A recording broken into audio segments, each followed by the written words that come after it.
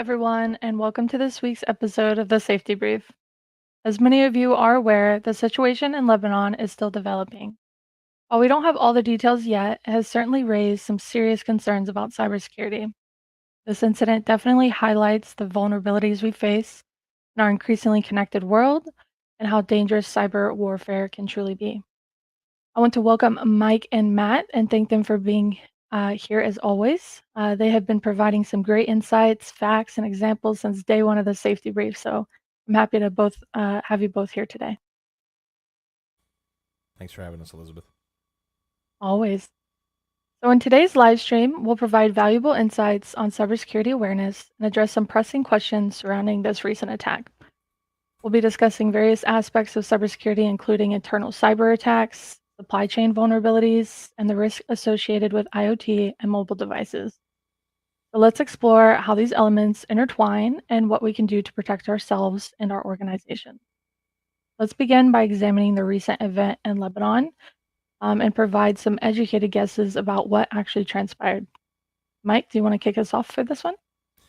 Yeah, most definitely, Elizabeth, and I appreciate it. When not very often do we get a current event that really comes close to um, cyber attacks, cyber awareness, and where they can be relevant. So we always try to publish a topic, and then if something else comes out that's maybe more relevant or more pressing, where we may be able to provide more value, we of course pivot. So as of today, it's September 19th, 2024, and if you're catching the pre-recording or the recording rather after the fact on the various audio-only platforms, what we're referencing is this past Tuesday, about 48 hours ago, there were attacks in Lebanon, in which case there were originally beepers, pagers. I say beepers and pagers because when I told somebody that there was some form of attack based on beepers, someone's like, what's a beeper? I don't even know what a beeper is. So I felt aged in that moment, but this is what we had prior to mobile phones,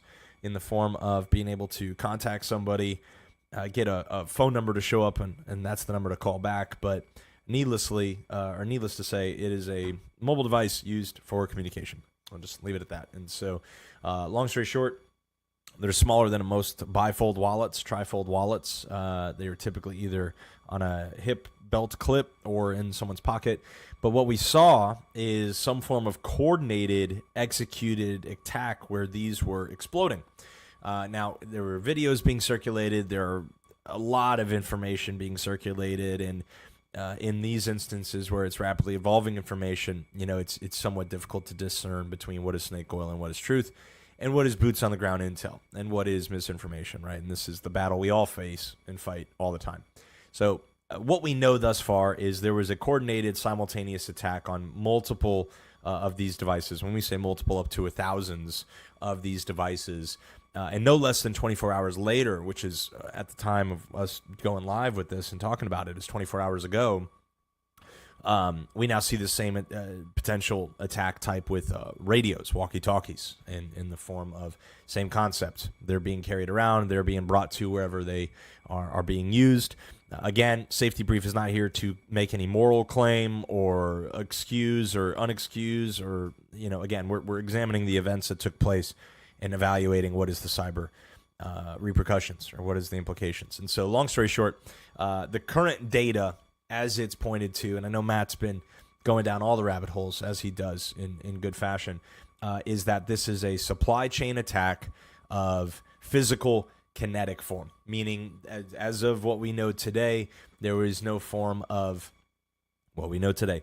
No form of malicious code or malicious malware or firmware that made them overheat or made them explode. I've had a lot of people text me saying, can my phone explode? Can my car battery explode? There's so many questions that are good, but what we're seeing currently is a case of physical sabotage in the act of war and active warfare, right? And so that's currently what we're seeing.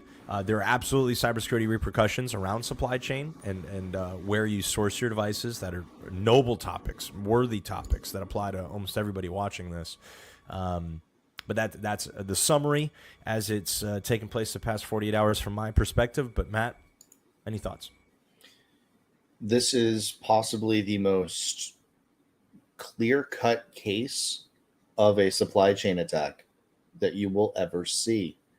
You guys thought that Sunburst was bad? Yeah, that's nothing. Now, the fun part about this, nobody had any idea. Sorry, Fluffy, I stepped on you. Um, Nobody had any idea how exactly this could have, in theory, occurred. Well, since we've had time, people have been reaching out.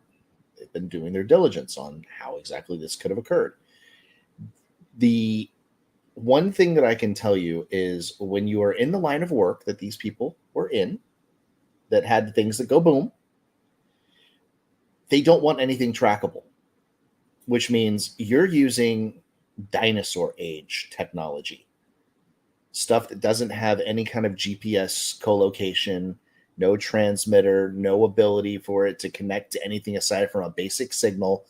We're talking almost back to the early 90s pagers that everybody thought they were so cool when they were carrying around that it looked like a little brick.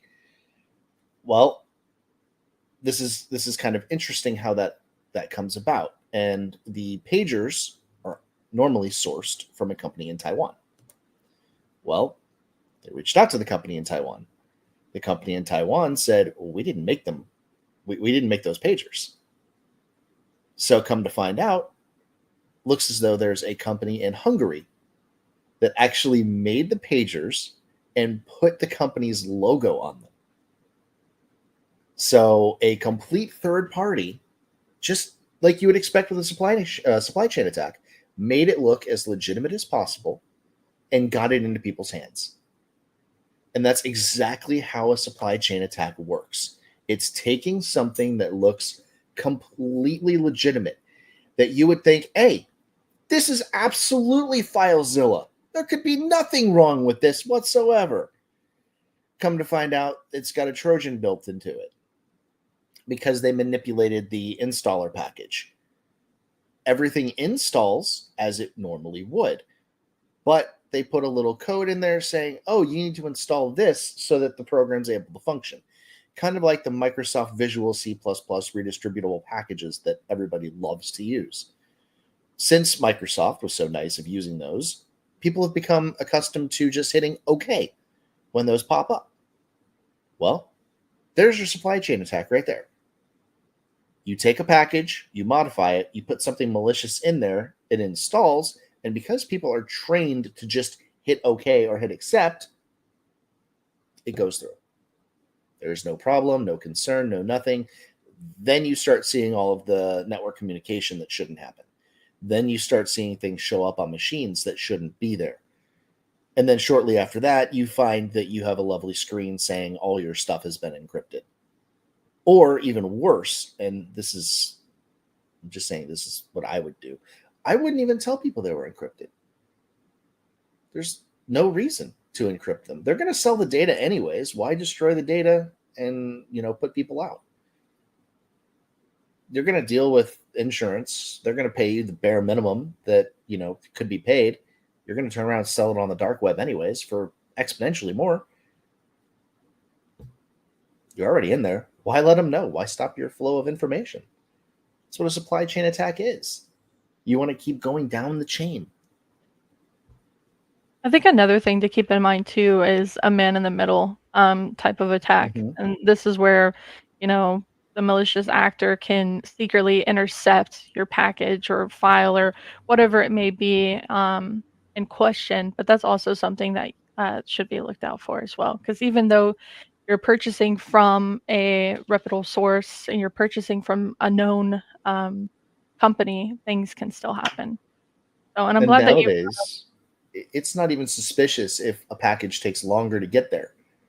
No. With all of the issues that people have had with logistics, with all of the storms and the weird weather and all that stuff that caused delays, it's not unusual if you get a package and then it gets delayed for 2, 3, 4 days.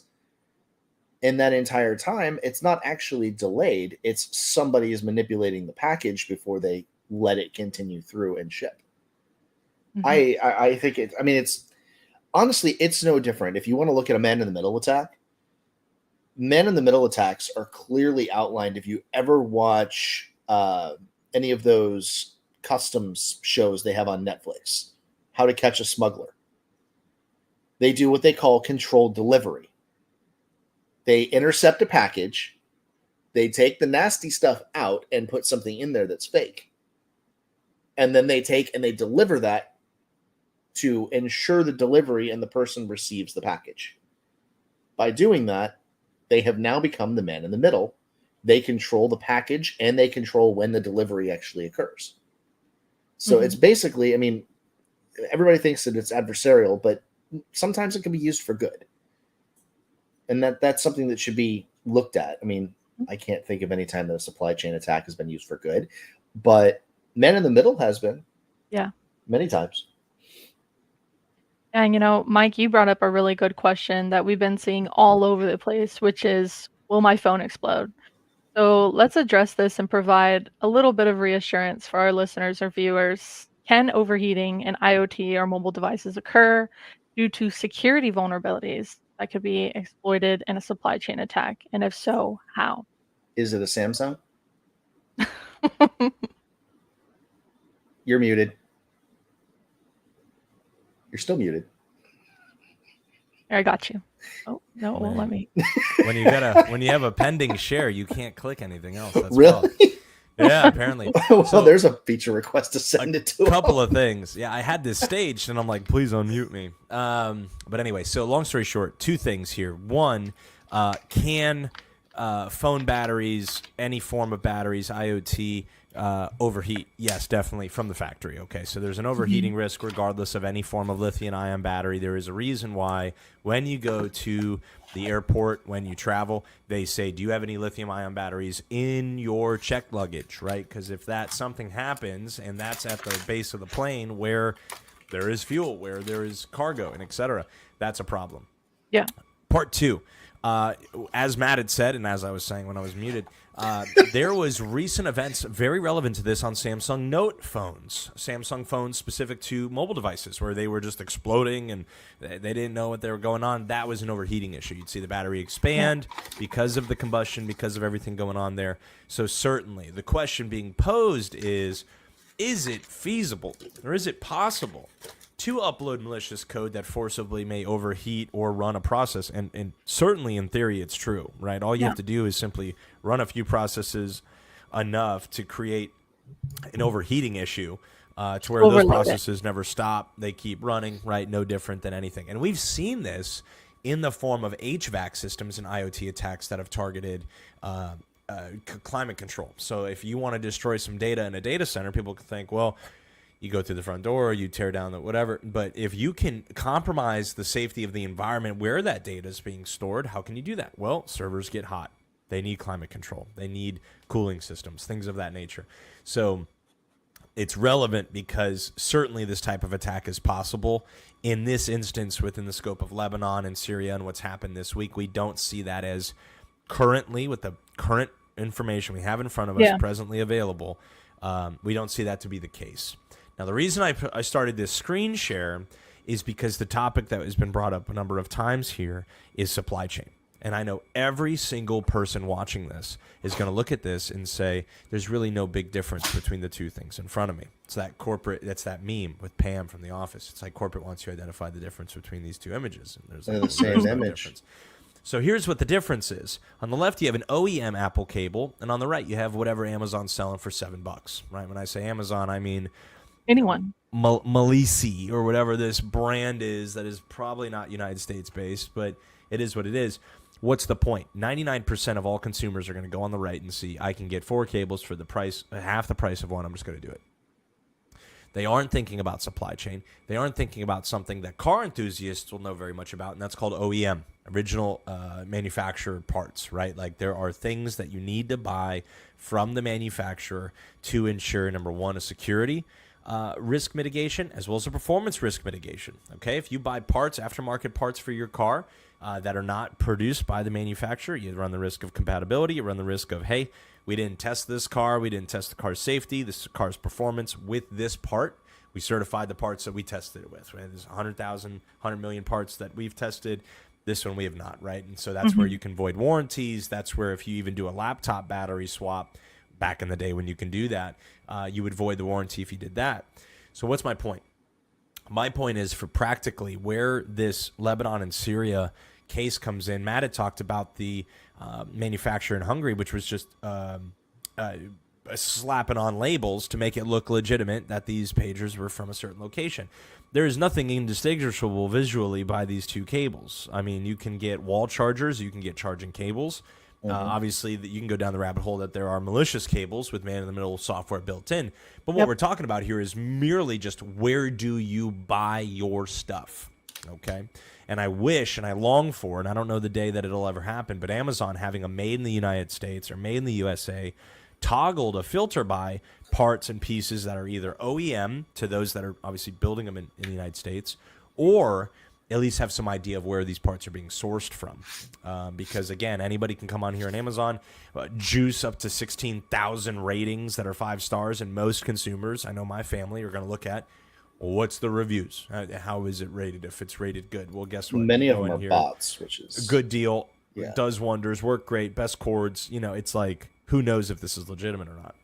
But my point is that where you today source your hardware and your technology, this can go from Amazon cables versus Apple cables, and every consumer right now is most likely going to say, well, I can't afford $20 a cable. I need a couple. I need to buy one for me, one for my wife, one for my spouse, whatever it is, right? And so financially, I get it, but there is something to be said about where you're sourcing your stuff. Facebook Marketplace. Okay, you're going to go to Facebook Marketplace. What are you buying? Well, you can buy a lawnmower, you can buy an iPhone, you can buy a MacBook, you can buy a laptop. You have no certainty over the integrity of that thing you're buying because it's through a third party. It's through a third party reseller. It's not from the original manufacturer. So the point that I'm trying to make here is that consumers today, mostly due to economic temperature and everything going on, are driven by cost. Cost as with the promise of, these images really make me giggle, right? Like more durable, safer, faster, raw, like all good. 5 times more durable than ours versus others. And you get into these and it's kind of fun. Yeah, here you go. The products meet all Apple products' performance standards, which ensures to provide customers steady, high quality products and completely compatibility. Right? Like, okay. Let's ask obvious questions here, right? Like, are these built in the United States? No. Adopts connector, C48, right? Like, so it's not that they're not legitimate if they're not built in the United States. A lot of these things, even with Apple, are sourced overseas. The things you have to ask yourself are 90% of people would go to Amazon, hit add to cart, and just buy this without even looking. And so just like we have trained our eyes and trained our minds to look at a phishing email, evaluate if it's legitimate, things like that, we need to do the same when we're buying refurbished mobile phones, refurbished technology. We need to look at the source of where these things are coming from in the same way that, no, most of them will not have explosives embedded in them, but we ought to question the source of which the things we buy and trust. They don't have to have an explosive embedded in them. That's Pull right. up that image again. Can you go to the section where it's split apart? I think Yeah, it's one that's a lower, great right image there. because Go that's down where 2, Mike. Go down 2. Go down. No, little bit further. One more. Not that one. That the one. USB, yeah, Okay. So right here, do you see all of that space behind that lovely Thunderbolt lightning, whatever the crap they call that connector? Mm-hmm. Yeah, you do realize that it is extremely possible to put a very tiny payload there that makes this a bad USB device. It's very simple. It's been done many times before. Yep. This is something where, if you wanted to be malicious, you'd build one of these, you have it plugged into a computer that's in like a public area. Airports. Airports, actually, there's another way to do it in an airport, which is even scarier. But you'd plug this in like if you're at a convention. Right. Get into a convention, pop this into a machine that's sitting there, and everybody thinks, oh, it's innocuous. It's just a USB charging port. You plug it in, it's running stuff on the back end and stealing everything off of your machine. Mm-hmm. Now, you can make it even one step further, and you don't have to involve the machine itself, because some of these, as long as it's plugged in and it has power, you can hide a little Wi-Fi module inside that USB. And then you can just connect to it with your device, and you just have to be sitting near it. It's the same thing you can do in the airport. What they're doing in the airport is they're actually going to the power outlets, and mind you, this takes some guts to do while you're in an airport. Um, they're going to the airports and they are taking the plates off where you can plug in to charge your devices because they have USB ports that are openly available. And what they're actually doing is they're putting modules in those so that anybody that plugs in, it's a wireless connection. Right. And it's got not only a fake wireless connection that looks exactly like the wireless connections that are named in the airport, but it gives them a wireless connection when your device is plugged in as well. Mhm. So, I mean, there's some extremely stealthy ways that they can get your data, which is why you really should not plug in a public area at all. Power banks are cheap, Right. ladies and gentlemen. I'm going to just throw that out there. Power banks are cheap. You can buy a power bank and keep it with you. Anchor makes fantastic power banks. Okay? You can trust Anchor. Anchor is awesome. That top one right there is a beast. Also has a really cool screen. I'm drawn to things that have really cool screens. Mike has seen my flashlight that has a really cool screen. Not only is it super bright and will blind everybody at least a mile away, it has a cool screen. But Anchor makes some fantastic technology. They're trusted. They validate all of their stuff, and you can carry them with you. A lot of the time, they actually make TSA friendly power banks that you can actually take, put in your bag, and not have to worry about juicing up when you're at the airport because guess what? You've got your own power with you. You don't have to sit next to somebody that may be stinky. You don't have to try and cram yourself into a terribly located power supply. You got your own stuff. Go chill, relax, pull a Tom Hanks and take up a few seats and take a nap while you're charging. You're good. Think of it this way, you're not gonna share a sandwich with a stranger, so why would you share your phone and all the information on it? Have you The asked a same 5 year content. old that lately? Because many of them would voluntarily just share the sandwich with the stranger. They're not gonna share, And they're gonna that's why we take don't it. let 5-year-olds establish The security phones. policy. That's Yeah. right. Exactly. That's right.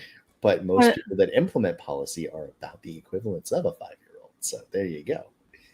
another type of attack that gets forgot about a lot is internal attacks. It can play a significant role in supply chain vulnerabilities.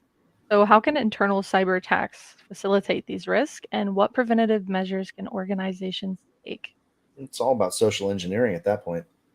If you're going with an internal attack, then somebody's been compromised. Hmm. That's the only way you're getting inside the building is if somebody lets you inside the building.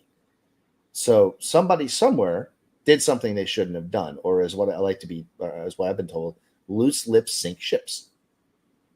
So you Well, and have it's to not shore up. always on purpose. It could No, just it's not be always someone on who's purpose. uneducated as well, like we saw It just could be. It recently. could be, but that's why you make sure that you have the security controls in place that somebody that might be a potato doesn't have the level of access that would be needed for somebody to, oh, I don't know, manipulate that, take advantage of it, and then bring down your entire company. The other thing is understanding that humans are human. Yeah. We are inherently broken people. We have things called emotions that make us vulnerable to everything known to man. Somebody that can manipulate those emotions has the upper hand in any situation, which is why you'll find that most threat actors are sociopaths. They have the capability to manipulate those emotions while not showing any of their own. Or they'll know exactly how to act to make you think that they're feeling a certain way. Little Spocks. Yeah, there's lovely little things that they can actually do, but that's the thing. When you start to research, and a lot of the what I think should happen in a lot of organizations is there should be some level of psychological teaching. You need to understand at least a little bit of psychology if you're in a professional workplace. So, I mean, understanding how a person arrives at a solution, or how a person's emotions can make them act differently in different situations can help you to understand how to control your own emotions Mhm. and let you sit there and think, hey, this person's saying all these things, but do they actually are they doing that just to try and get me to behave a certain way that they want me to behave? Once you start sitting down and looking at that, you can secure your environment better because you're going to have employees that are more in control of their person. And that's the hardest thing for any sort of an organization is ensuring that their people aren't going to accidentally do something just because they're scared, Emotion. they're worried, they're dealing with a lot of stuff at home and they overlook the detail. So that's I don't know, that's just my ramblings. Yeah. No, I don't have too much more to add that hasn't already been discussed, but specific to supply chain attacks, again, there is an assumed level of trust associated with a thing that Mm-hmm. is then the vulnerability that is used and exploited to carry out the attack. So, in the most innocent of examples, we all have furry friends in our life, little dog, little cat, little pet at home that we like taking care of. What's difficult to do sometimes is get your dog to take certain medication if they ever have to. So Peanut what butter. do? We supply chain attack our pet. And what we do is we put something in their food that they trust, that they know is good, because the medicine stinks and they're not interested in it and they don't want it. They don't like the texture. They don't trust it. They've never seen it before. So where do we go? We go to their food bowl because we're terrible people.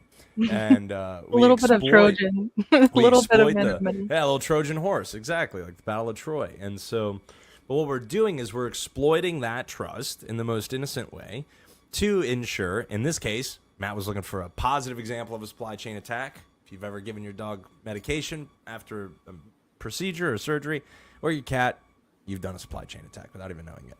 But this is the concept, and this is the reason why we bring this up, is that there is something trusted inherently that is overlooked as a potential space for something to be introduced, right? And so now in the cybersecurity realm, this is in a myriad of different ways this can happen.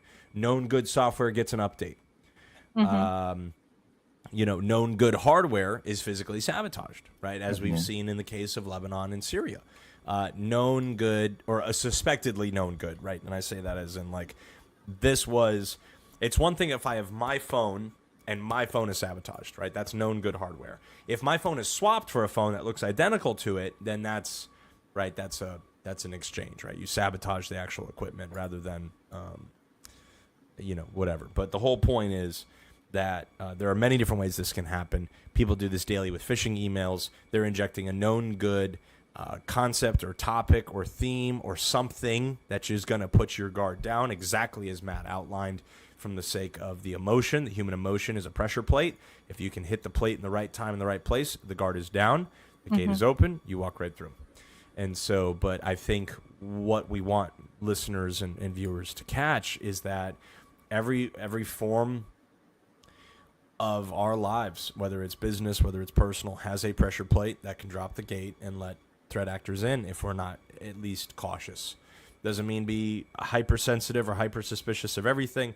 Doesn't mean look for the sabotage and everything. But again, Be supply chain vigilant. attack. You could expect an Amazon package, and it has Amazon tape on it, and you immediately assume it's Amazon. I didn't check the doorbell tape if it was or not. I assume the guy outside that's driving an Amazon truck works for Amazon, but we've seen these attacks in other cases where home robbers will pull up in like a van labeled as a residential AC unit, right? And Mm-hmm. this is, again, there's a social engineering element to it to Mhm. ensure that the victim is not suspecting of the attack. And then there's an exploitation point of it, right? And so, again, these can come in many different ways, but specifically what we're seeing in Lebanon is the real-time effects of something that we can certainly say is 1,000 miles away, and we can certainly say beepers and radios are not current technology, but it ought to cause you to wonder, just like we talked about last week, the timing's impeccable. We talked about last week the privacy practices of apps on our phones. and mobile devices. What data are they gathering? Hey, guess what? If you're able to pull millions of different phone devices and then they scan the network at their homes and you find that 80% of American homes have a TP-Link 885 router, well, guess what you can do? You could carry out, if you want to do some bad stuff, you could carry out an attack and figure out, hey, I know at least 80% of the population has a TP-Link 885 router. Let me figure out how to exploit that, and I could take out 80% of the country. And this is why those privacy practices make such a difference in security, is that they're not entitled to that information, nor should they have any business getting it. And so protect your data. Be cognizant of, number one, what is on your phone and your mobile devices, but even more importantly, as we're discussing this week, is where you source them. I'm a huge fan of recycling, giving things a second life, secondhand, right? Like whether it's thrift stores with clothes, whether it's refurbished with devices. I'd much rather give devices a second life or be the proponent of giving a device a second life to keep it out of a landfill. But there are very easy ways to get exploited when looking for refurbished hardware. Could be a TV, could be a phone, could be a tablet, could be anything. No, that's a great point, Mike. So, a question that has been surfacing is, has there been any other notable incidents where supply chain attacks were linked to malfunctioning devices, similar to the recent cases in Lebanon, to your knowledge? I go back to Colonial Pipeline, but Matt, correct me if I'm wrong, that was a ransomware payload that took systems offline to prevent oil from flowing on the eastern coast.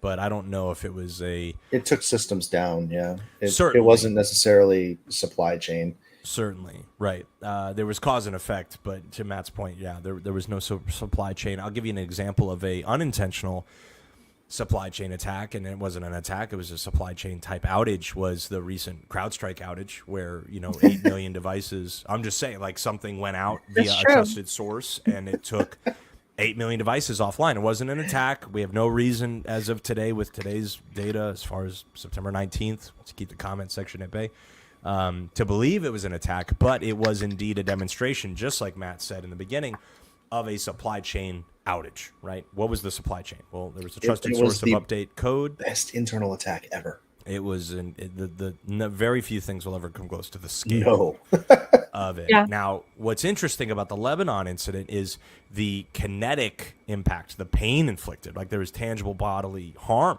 done by something like this. And so where you look at Colonial Pipeline and you say this is an attack on supply lines, which is resources unable to get to people because of the outage.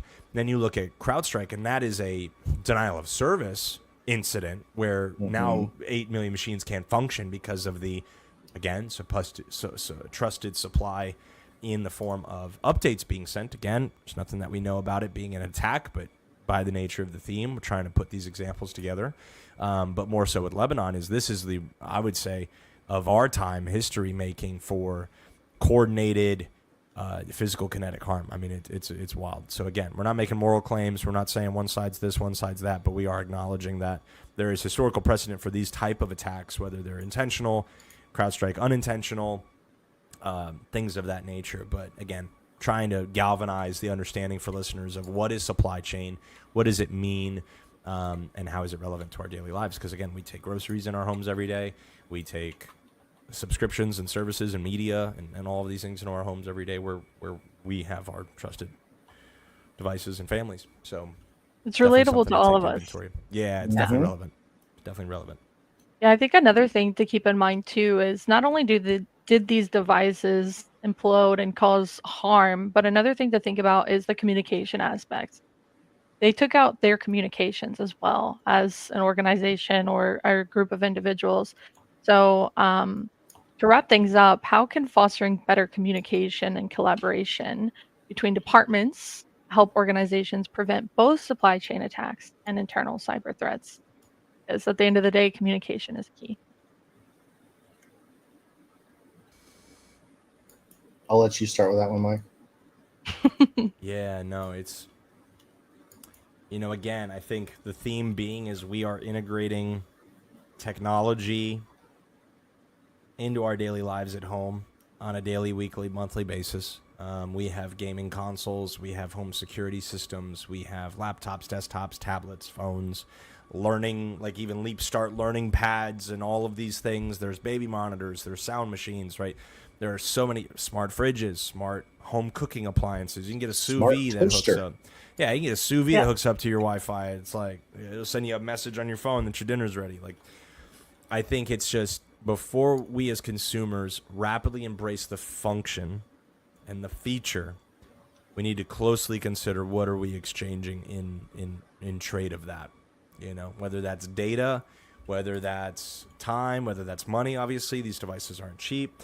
But I would, again, my biggest, most practical takeaway is when you are buying things, because Facebook Marketplace is huge. I've sold things on Facebook Marketplace, clearing out the garage, trying to make some space, you know, get a couple extra bucks for the family to go out this weekend, whatever it is. But, you know, when you're buying things secondhand, just double, triple, quadruple check anything you buy online, anything you buy in person, you know. I mean, practically Test it and make speaking, sure that it works yeah, beforehand. Look for any abnormalities. Do a little bit of research and see if you're buying a specific, say you're buying an iPhone.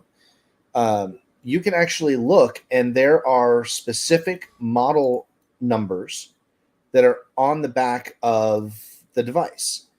So if you're buying, say, a 128 gig model phone, there's a specific code that will be on the back. Everything means something: color, size, storage. If you're buying something and it's advertised as a specific object, validate that you're getting the object that you're actually looking for. right. Prevent somebody from, doing any kind of a man in the middle or a supply chain attack and putting something in your hands that could put you in jeopardy. Yeah, that's a great example. Even just validating the VIN on a vehicle. How many times Hmm. have you done checking the Yep. Carfax? Yep. Having that Great information is example. important. Yeah. The Great police do that for example. me quite frequently when they pull me over. Yeah. But before you purchase a vehicle, that is something that everyone does. You check the Carfax. Has it Right. been in a wreck? Has it Right. had Look at the any history of it. Mhm. malfunctions? Was there any Yep. recalls? You should be doing the same thing for your devices. Yep. And that, I'm glad you bring that up, because unfortunately, Facebook Marketplace, a lot of people will list a vehicle and say, "Oh, there's never been any accident," Right. or minor accident but was repaired, but yet it has a salvage title. You can't have a minor accident, have something Right. repaired, but also have a salvage title on it. That means that there was enough damage that the insurance company said, "Screw this, we're not fixing it." Yeah. That means that you're buying something that's probably a lemon. So be careful. Look at those things. Now, Mike, another example of a really good supply chain attack that was inadvertent: um, TVs that had webcams on them. Yep. There Oh, were uh, certain TVs, I believe, I can't remember the manufacturer, I think it was TCL, that unfortunately there was a vulnerability. No, it was LG. It was LG. My bad. It was LG. There that had a vulnerability in them that you could literally take over control of the TV. You could turn the webcam on, but not the actual video aspect. You could just trigger the audio. You could listen to anything that was going on. Even more fun, based on the way that it was designed and the vulnerability, you could connect to that TV and then jump to other machines in the environment that were on the same network. It yeah. gave you a foothold, and nobody even knew that that foothold was there. And it was because of one of the OSs that they had built into the device, that they hadn't patched it. So, I mean, that's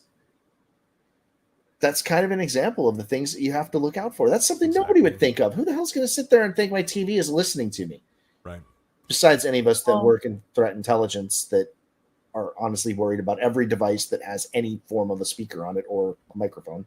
Right. another scary thing, I am a new mother, so I did a lot of research on nanny cams, and a lot Yep. of scary Mm-hmm. things that were popping up were the nanny cams that allowed you to move the camera around, Yep. speak to your child, watch your Yep. child, have all those functions, connect to the internet and your phone on an app. Well, those can also Right. be exploited, and Correct. bad actors were speaking to children or Oh yeah, toddlers while they were in their room watching them and things of that Right. nature. Like, these are scary things, and these are things that, we find important, and this is why we host the safety brief and post these Right. blogs, because we want people to be aware of these Right. vulnerabilities and take the steps that are needed. So at the end of the day, our end goal is always just awareness, Right. for everyone.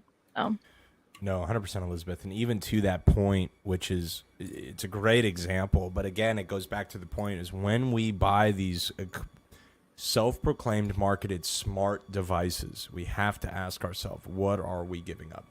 What are we yeah, giving up? What are we exchanging? What are we sacrificing in the name of this feature or function? Everybody thinks like, oh, I'm just paying another $80 and I get another feature. I promise you, you're sacrificing some form of privacy, some giving up some form of surveillance of legitimate form. These are not, outrageous claims. There are many news stories, many factual accounts of what Elizabeth had talked about with nanny cams, security cams being hacked. Now somebody's talking to you on the other end, like because they're on your Wi-Fi and you're connected to your neighbor's Wi-Fi. All of these things. So again, there are some things that do not need to be connected to the internet. 100%. I yeah, don't believe you need a refrigerator that can tell you when you are low on milk Yep. while you're at the office. If you're too lazy to figure out you're low on milk before you go to the office, then you know what? Go when you get home. Right. yeah. You don't need your Right. refrigerator saying, hey, while you're on the way home, this is a recipe you could cook while you have Right. all these ingredients that are in your refrigerator.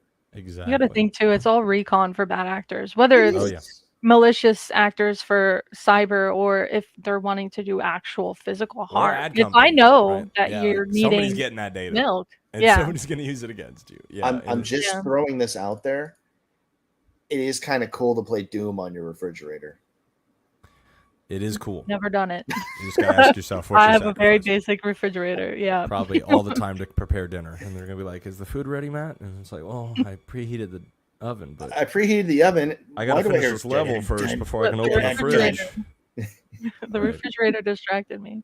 Well, That's pretty speaking of exactly much? right. time, that's all the time we have for today. We Yep. went a little bit over, but remember, regardless of the cause or circumstance of an incident, whether involving legacy systems or latest technology, we all play a role in spreading awareness. It's essential for everyone to know what to look out for. Thank you both, for tuning in and sharing your insights, and thank you to our listeners or watchers for tuning in this discussion. Don't forget, we go live and post new episodes every Thursday between 2 and 3 p.m. Eastern Time. We hope to see you next time. As always, stay frosty.